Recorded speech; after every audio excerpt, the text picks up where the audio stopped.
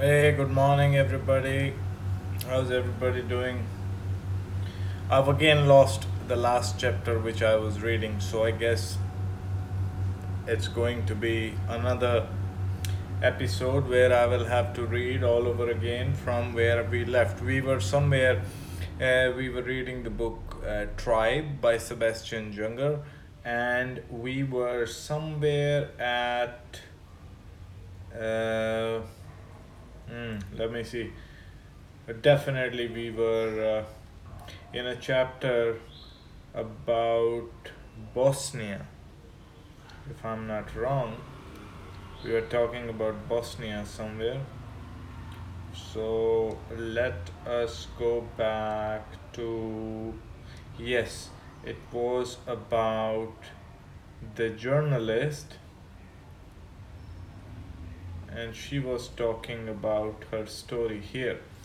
Okay, now let's talk about now Sebastian in 1990s he went to uh, Bosnia, okay, when the war was happening in Sarajevo. So what he did was he somehow met Nizara Ahmetovic. She was a journalist, and he's now telling us her story. So he says Amatasvich is now a prominent Bosnian journalist who has dedicated her life to understanding the war crimes that blossomed all around her when she was young. She was 17 when the war broke out and within weeks had been hit by the shrapnel from an artillery round that crashed into her parents' apartment. She was rushed to the hospital and underwent reconstructive surgery to her severely damaged leg without anesthesia. They hold you down and you scream, she said when I asked about the pain. That helps. The hospital was overflowing with wounded. They were laid out in the toilets, in the hallways, in the entranceways, and the staff didn't even have the time to change blood soaked sheets after people died. They just loaded the next person onto the bed and continued working. The first night, an old woman died next to Hemeteswich and somehow rolled onto her in her final agonies. Hemeteswich woke in the morning to find the woman on top of her, the first of many bodies she would see during the war. Now, see, I have got this little mic here and I bought it and I'm trying it out today because just to improve the quality of the voice and I don't have to shout anymore into the iPhone microphone. So let's see how it works out. It could be that no voice is recorded and this chapter will have to be done all over again. But let's see. After 2 weeks, Amethyst Switch was finally sent back to her parents' apartment on crutches and resumed what passed as normal life during wartime. Her neighborhood had organized 5 apartment buildings, perhaps 60 families, into a huge cooperative that shared food and ovens and shelter. Vegetable gardens were planted around the buildings and everyone ate from the food they produced. Water was gathered individually from the roof gutters or from the hand pumps in town, but virtually everything else was shared. On her 18th birthday, Amethyst remembers being given a single egg by one of her neighbors. Well, look, what I'm gonna do is I'm just going to adjust this a little bit so it takes somewhere maybe let's see. Alright. You can just hold it there. That should be good enough. Yeah. I will still prefer it to be facing me, but let's give it a try like this today, okay? I'm still reading like that, so not all of my body is present, but let's give it a try. After 2 weeks, Amethyst was finally sent back to her parents, on crutches and resumed what passed as normal life during wartime. Her neighborhood had organized 5 apartment buildings, perhaps 60 families, into a huge cooperative that shared food and ovens and shelter. Vegetable gardens were planted around the buildings, and everyone ate from the food they produced. Water was gathered individually from roof gutters. I think I should be like this. Yeah, that should be better. Water was gathered individually from roof gutters or hand pumps in town, but virtually everything else was shared. On her 18th birthday, Amethyst remembers being given a single egg by one of her neighbors. She couldn't figure out how to share it with her friends, so she decided to use the egg to make pancakes so that everyone could have some. The basement of one of the buildings was deep enough to serve as a bomb shelter, and teenagers from the neighborhood led a kind of communal life down there that was almost entirely separate from the adults above ground. The boys would go off to fight on the front line for 10 days at a stretch and then return to join the girls who lived down there full time. Everyone slept on mattresses on the floor together and ate their meals together and fell in and out of love together and played music and talked about literature and joked about the war. The boys were like our brothers, Amethasvich said. It's not like we girls were waiting for them and crying. No, we had a party. To be honest, it was a kind of liberation. The love that we shared was enormous. They had come from the front lines and most of them were musicians and they would have small concerts for us. We didn't believe in heroes. We were punk rockers. Our biggest hero was David Bowie. 6 months into the siege, Amethasvich's parents managed to get her evacuated to Italy because they weren't sure she was going to survive. She had lost a lot of weight after her surgery and never managed to put it back on, although she was safe in Italy and finally healing from her wounds. The loneliness she felt was unbearable. Let's sort out this light as well behind me. I have got a blind. Okay, let's see if that makes it any better. Much better. Okay, so Amethasvich's family was sending her to Italy. That's what we were reading, right? She had lost a lot of weight after her surgery and never managed to put it back on. Although she was safe in Italy and finally healing from her wounds, loneliness she felt was unbearable. She finally started trying to figure out how to get back into Sarajevo, something that almost no one did. From a bureaucratic standpoint, it was even harder than getting out of the besieged city. But with her mother's help, she finally did it. She flew into the blown up sandbagged airport and hitched a ride into town and back to her family. I missed being that close to people. I missed being loved in that way. She told me, in Bosnia, as it is now, we don't trust each other anymore. We became really bad people. We didn't learn the lesson of the war, which is how important it is to share everything you have with human beings close to you. The best way to explain it is that the war makes you an animal. We were animals. It's insane, but that's the basic human instinct to help another human being who is sitting or standing or lying close to you. I asked Amethasvich if people had ultimately been happier during the war. We were the happiest, she said. Then she added, and we laughed more. So I guess the book is saying what I was trying to explain you before. In the times of the war, we are supposed to live as a tribe, happiness levels as a tribe are more. In bitter safety, I awake. That's the next chapter we are beginning. The first time I realized I had a problem, I was in a subway station in New York City. It was almost a year before the attacks of 9/11, and I had just come back from 2 months in Afghanistan with Ahmed Shah Massoud, the leader of the Northern Alliance. I had no appreciation for how that experience would affect me psychologically, and so I was completely unprepared for the aftermath.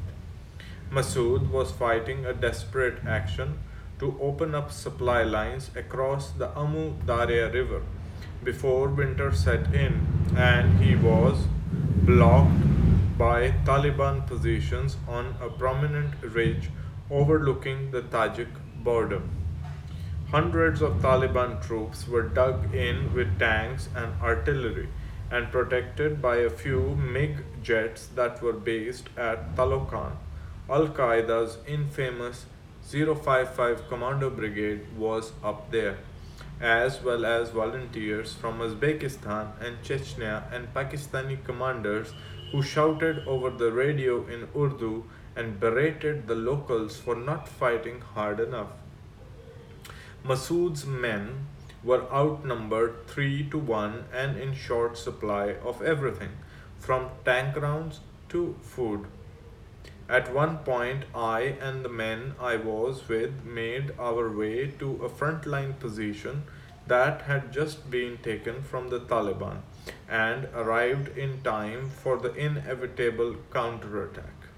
We curled up in the slit trenches and listened to the rockets come screaming in and detonate against the packed clay earth. The Northern Alliance had no artillery to speak of, so all we could do was stay down and wait for the Taliban to run out of rockets. We eventually managed to get out of there, though we lost one of our.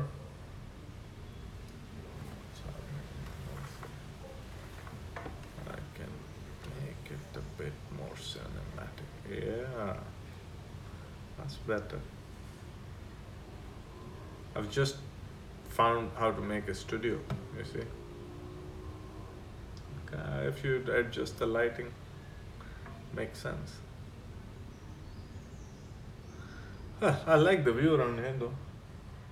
Not bad. We curled up in the slit trenches and listened to rockets come screaming in and detonate against the packed clay earth. The Northern Alliance had no artillery to speak of, so all we could do was stay down and wait for the Taliban to run out of rockets. We eventually managed to get out of there, though we lost one of our pack horses in the barrage.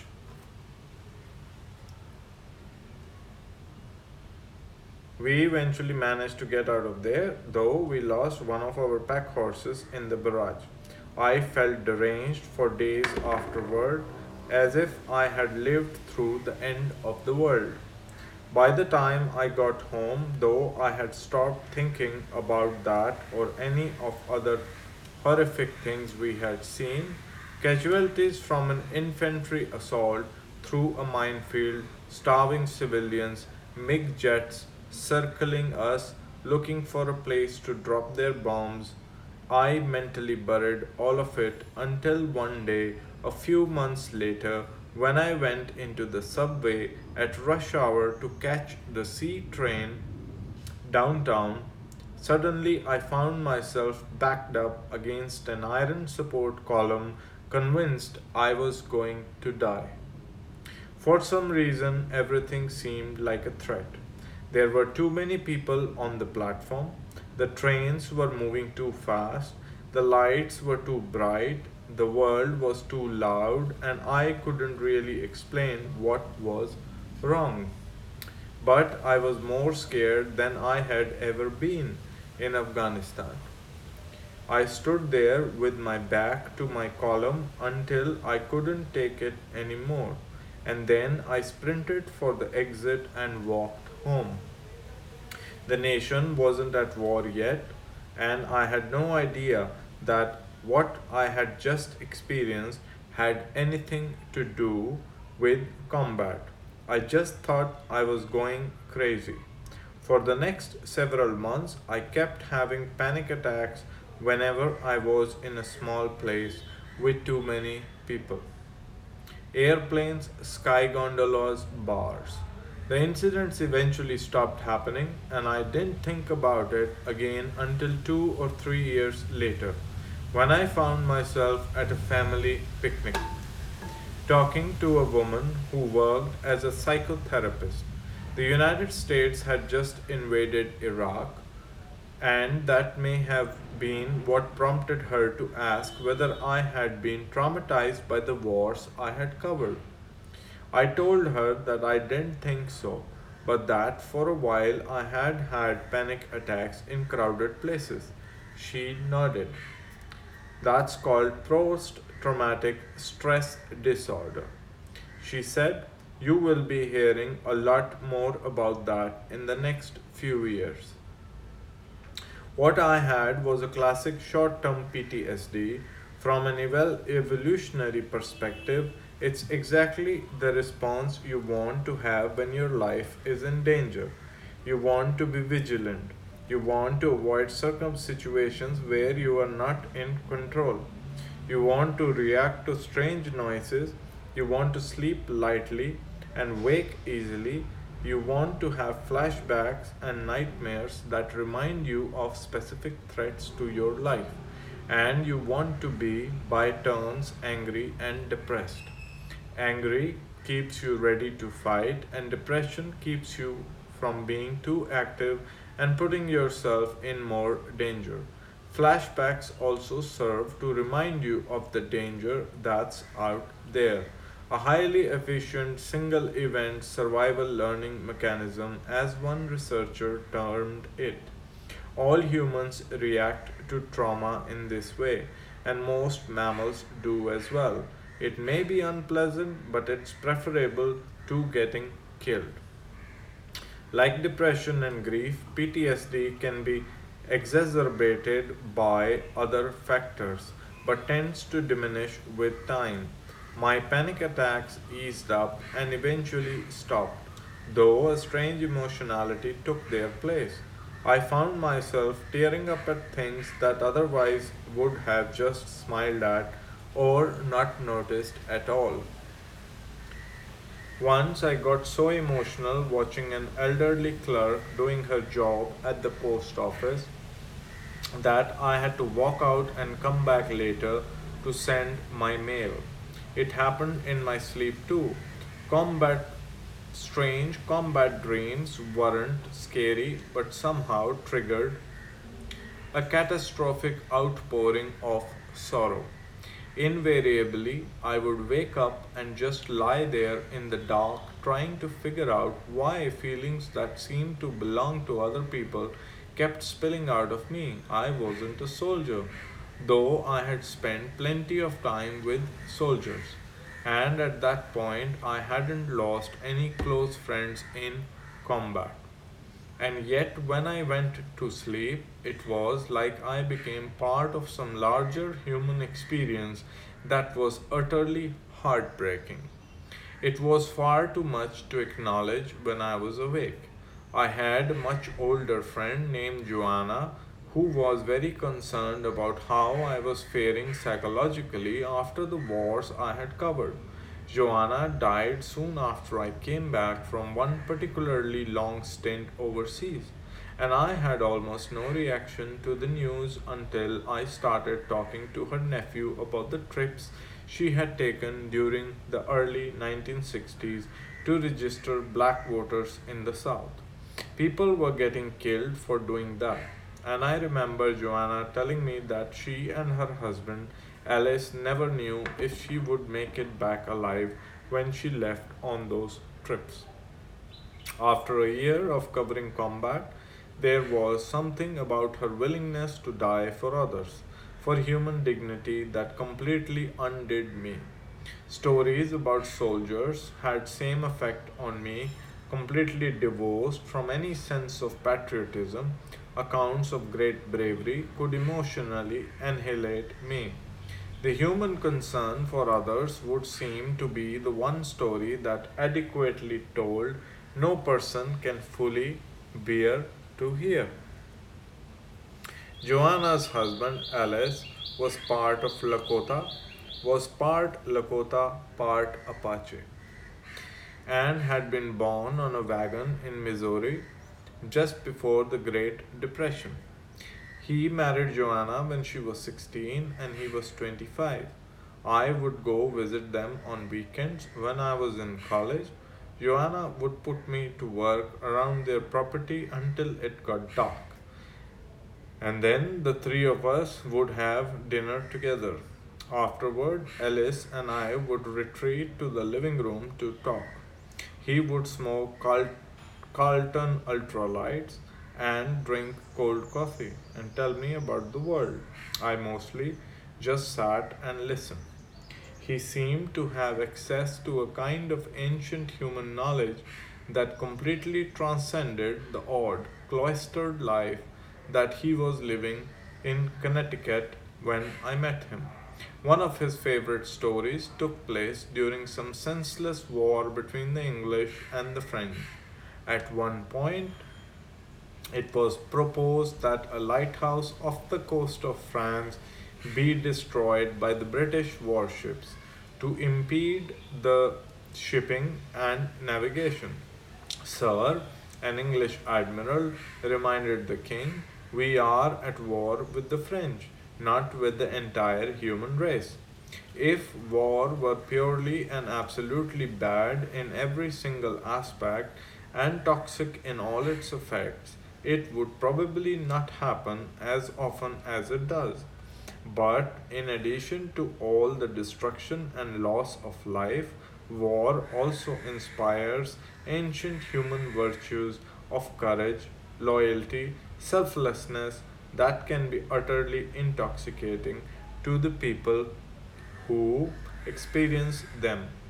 Alice's story is affecting because it demonstrates war's ability to ennoble people rather than just debase them.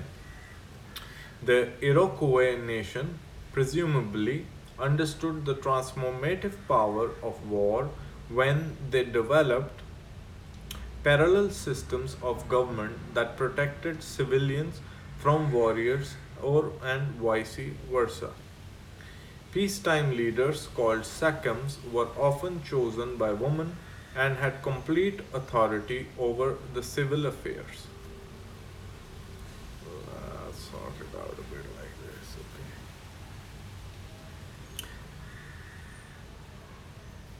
At that point, war leaders took over, and their sole concern was not the was the physical survival of the tribe. They were concerned with justice or harmony. They were not concerned with justice. They were not concerned with justice or harmony or fairness.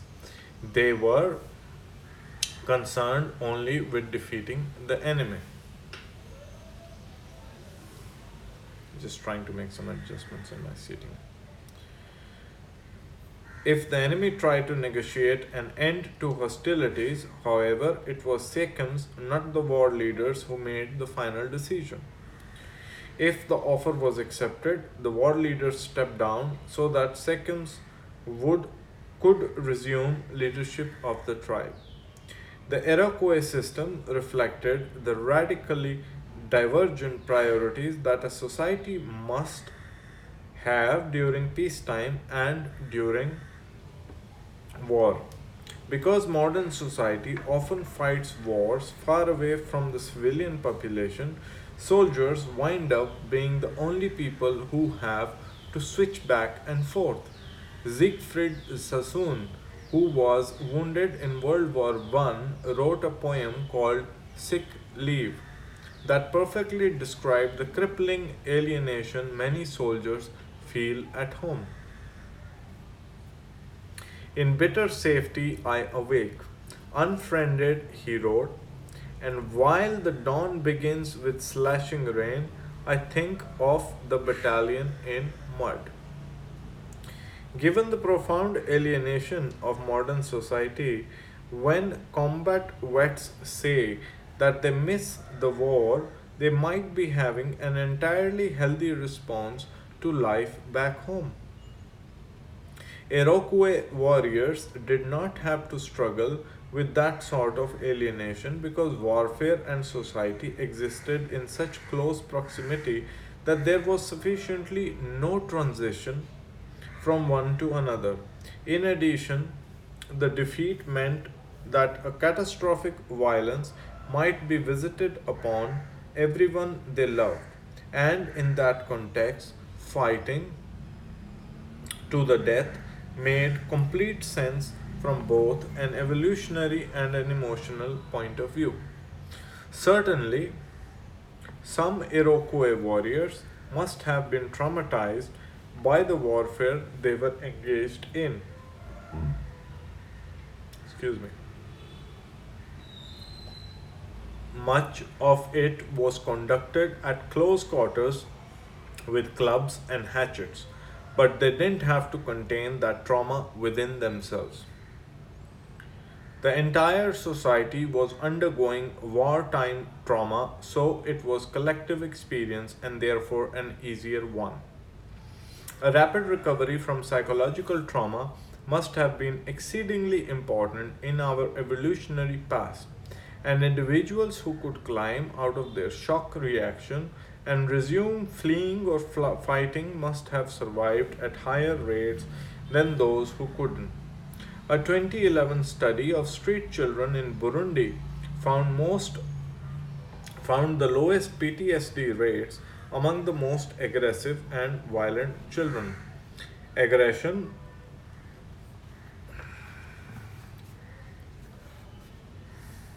I kind of trying to find a place, a position for reading.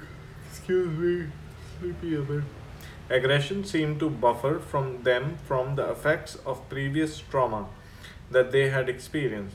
Because trauma recovery is greatly affected by social factors, and because it presumably had such high survival value, in our evolutionary past, one way to evaluate the health of a society might be to look at how quickly its soldiers or warriors recover psychologically from the experience of combat. Almost everyone exposed to trauma reacts by having some sort of short term reaction to it. Acute PTSD. That reaction clearly has evolved in mammals to keep them both reactive to danger and out of harm's way until the threat has passed. Long term PTSD, on the other hand, the kind that can last years or even a lifetime, is clearly maladaptive and relatively uncommon. Many studies have shown that in general, the population, at most 20% of people who have been traumatized, get long term PTSD. Rather than being better prepared for extraordinary danger, these people become poorly adjusted to everyday life.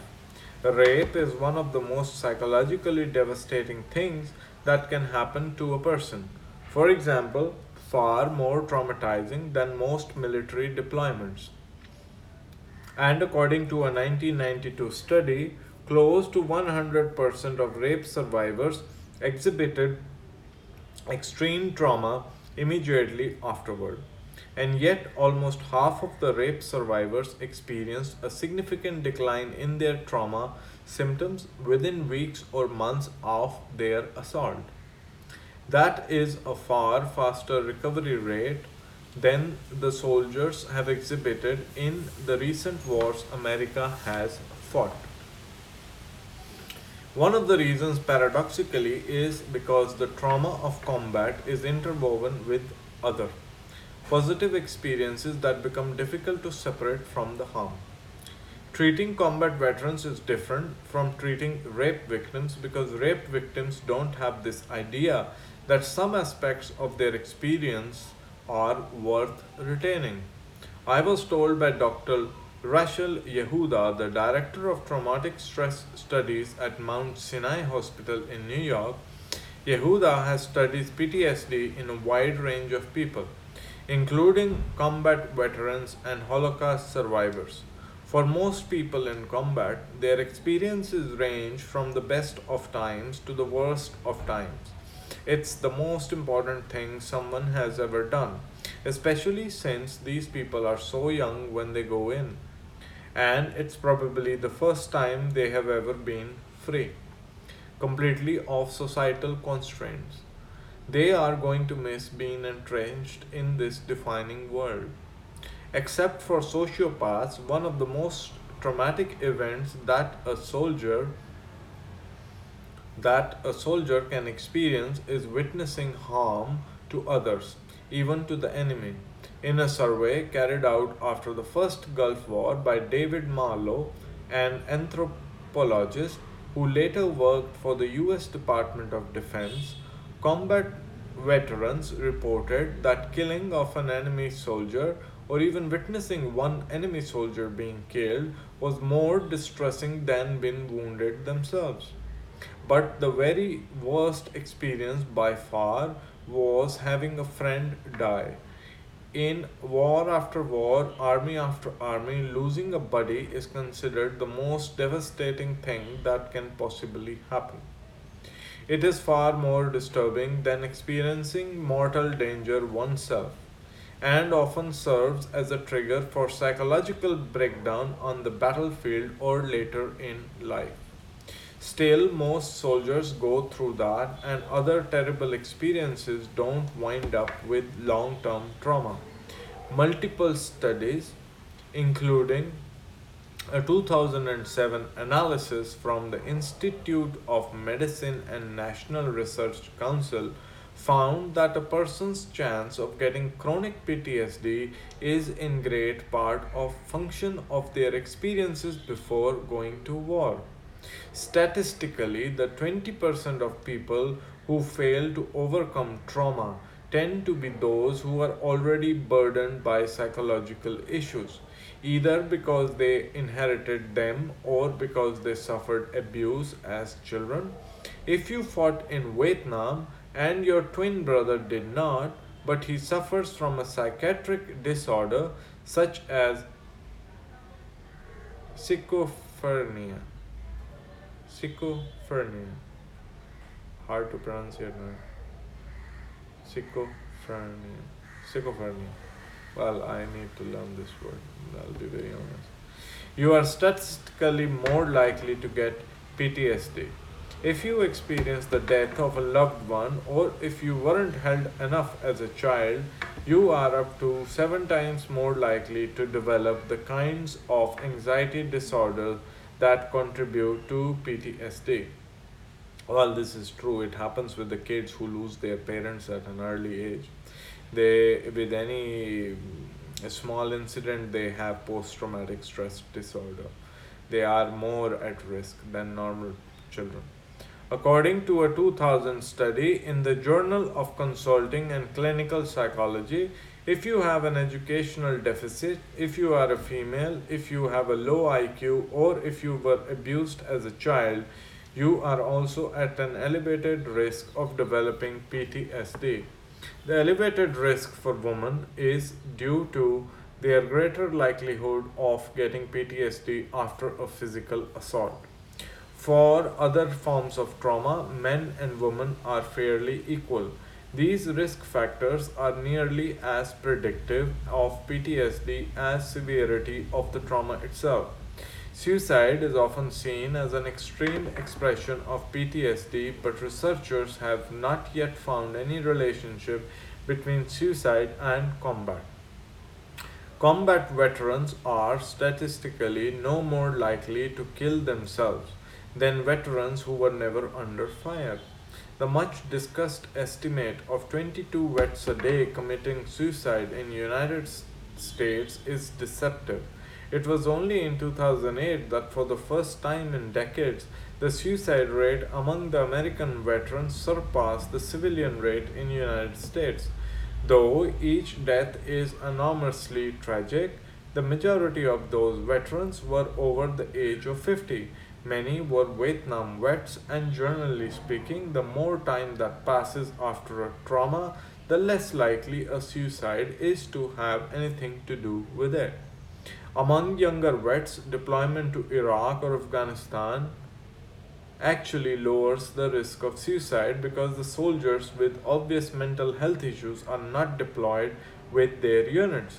Further confusing the issue, voluntary service has resulted in a military population that has a disproportionate number of young people with a history of sexual abuse.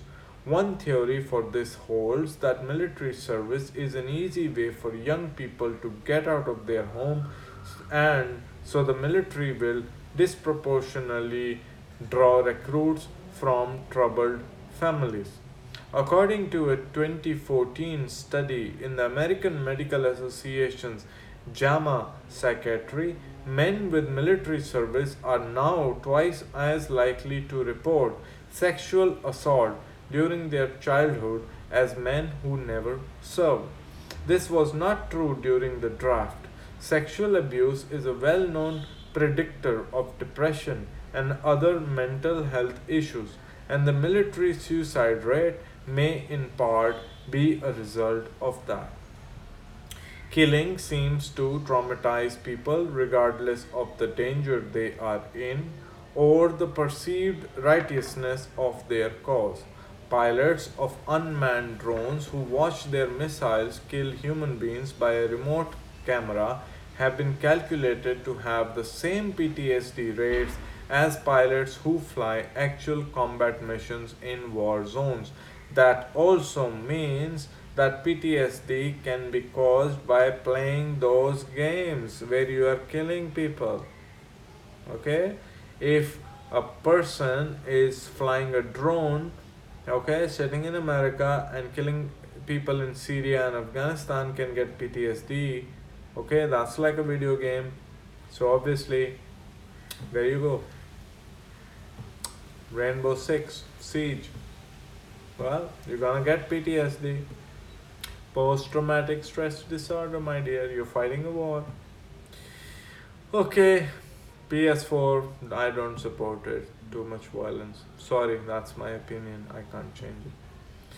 And even among regular infantry, danger and trauma are not necessarily connected.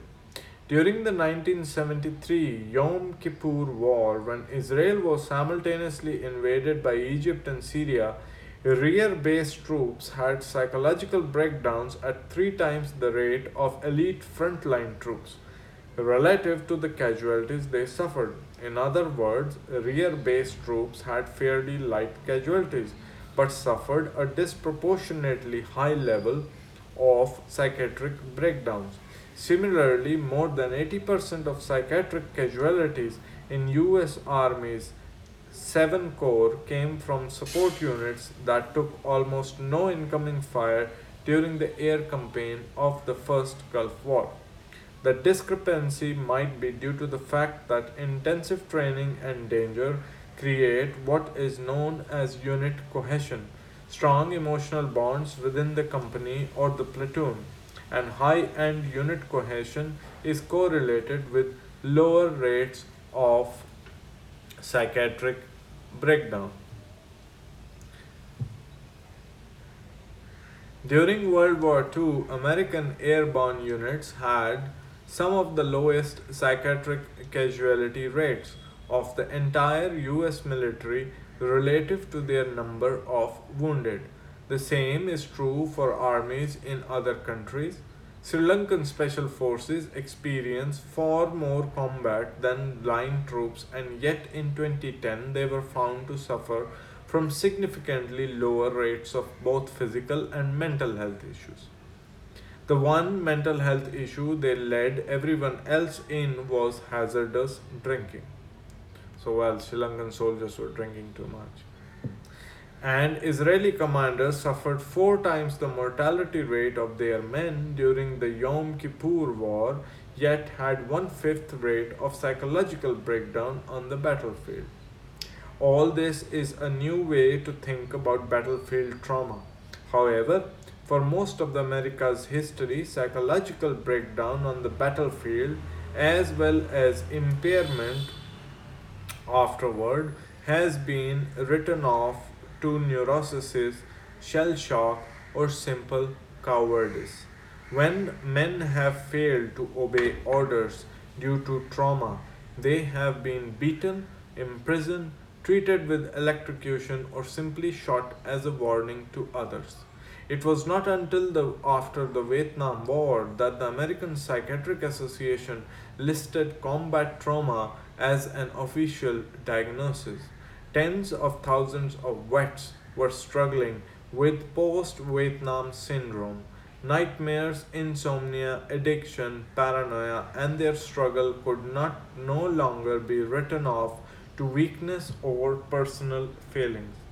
Obviously, these problems could also affect war reporters, cops, firemen, or anyone else subjected to trauma. In 1980s, the APA, which is American Psychiatric Association, finally included post-traumatic stress disorder in the third edition of the Diagnostic and Statistical Manual of Mental Disorders. 35 years after finally acknowledging the problem, the US military now has the highest reported PTSD rate in its history and probably in the world. American soldiers appear to suffer PTSD at around twice the rate of British soldiers who were in combat with them. The United States currently spends more than $4 billion annually in disability compensation for PTSD, most of which will continue for the entire lifetime of these veterans. Horrific experiences are unfortunately a human universal, but long term impairment from them is not. And despite billions of dollars spent on treatment, roughly half of Iraq and Afghanistan veterans have applied for permanent PTSD disability. Since only 10% of our armed forces experience actual combat, the majority of vets claiming to suffer from PTSD seem to have been affected by something other than the direct exposure to danger. This is not a new phenomenon. Decade after decade and war after war, American combat deaths have generally dropped while disability claims have risen. Most disability claims are for medical issues and should decline with casualty rates and combat intensity, but they don't. They are in an almost inverse relationship with one another. Soldiers in Vietnam suffered one quarter the mortality rate of troops in World War II, for example, but filed for both physical and psychological disability compensation at a rate that was 50% higher. It's tempting to attribute that to the toxic reception that they had at home, but that doesn't seem to be the case. Today's vets claim three times the number of disabilities that Vietnam vets did, despite a generally warm reception back home and a casualty rate that, thank God, is roughly one third what it was in Vietnam. Today, most disability claims are for hearing loss, tinnitus, and PTSD, the latter two of which can be imagined, exaggerated, or even faked. Part of the problem is bureaucratic. In an effort to speed up the access to benefits, in 2010 the Veterans Administration declared that soldiers no longer have to cite a specific incident, a firefight, a roadside bomb in order to be eligible for disability compensation. They simply had to claim a credible fear of being attacked during deployment. As with the welfare and other so called entitlement programs, a less rigorous definition of need, though well intentioned, may have produced a system that is vulnerable to error or fraud. Self reporting of PTSD by veterans has been found to lead a misdiagnosis rate as high as 50%. A recent investigation by the VA Office of Inspector General found that the higher a veteran's PTSD disability rating, the more treatment he or she tends to seek until achieving a rating of 100%, at which point treatment visits plummet and many vets quit completely. A 100% disability rating entitles a veteran to a tax free income of around $3,000 a month. In theory, the most traumatized people should be seeking more help, not less. Investigators reluctantly came to the conclusion that some vets were getting treatment simply to raise their disability rating and claim more compensation. In addition to being an enormous waste of taxpayer money, misdiagnosis does real harm to vets who truly need help. One Veterans Administration counselor I spoke with, who asked to remain anonymous, described having to physically protect someone in a PTSD support group because other vets wanted to beat him up for seeming to fake his trauma. This counselor said that many combat veterans actively avoid the VA because they worry about losing their temper around the patients who they think are milking the system. It's the real deals, the guys who have seen the most, that this tends to bother, he told me. The vast majority of traumatized vets are not faking their symptoms, however. They return from wars that are safer than those their grandfathers and fathers fought, and yet far greater numbers of them wind up alienated and depressed. This is true even for people who didn't experience combat. In other words, the problem doesn't seem to be trauma on the battlefield so much as re entry into society. And vets are not alone in this. It's common knowledge in the Peace Corps that, as stressful as life in a developing country can be, returning to a modern society can be far harder. One study found that in 1 in 4 Peace Corps volunteers reported experiencing significant depression after their return home, and that figure more than doubled for people who had been evacuated from their host country during wartime or some other kind of emergency. Well, I guess I will end here. I have read 47 minutes. I hope you will enjoy my oratory skills and reading of the book. I've moved to a new location um, on my reading desk here. Well, if you have liked the reading and you've enjoyed it, please press the bell icon on YouTube, follow me on Instagram, and send me a like. So that's what it's all about.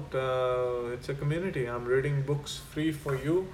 So you can listen to it, go and buy it yourself, pick it up off a bookshelf.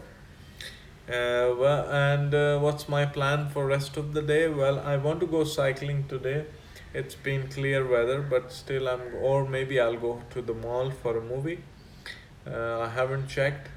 There isn't electricity in the apartment today. They're doing some repairs after the storm. A couple of trees came down. So yeah, that's us. Thank you very much for watching. Have a great day.